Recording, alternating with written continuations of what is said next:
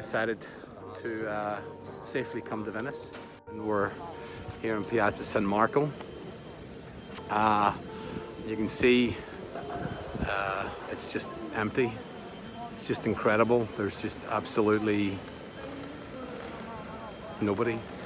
Everything is closed. Restaurants, bars, shops, a lot of places closed down. Everything is just completely closed. Just one of many major cities in the world that is feeling this and suffering and going through these motions. But yeah, it's just crazy, absolutely crazy. It's so sad to see everything going on. It's just wow, you know, very surreal. Again, to look at this, you know, very surreal to see all this.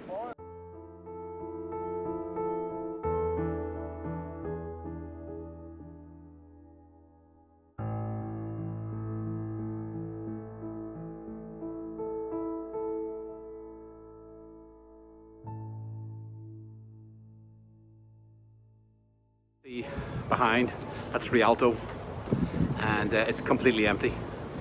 Absolutely. I mean, look, what, 2, 3, 4, 5, 6, 7, 8, 9 people, and that's Rialto Bridge in Venice, and it's that empty. Wow, incredible.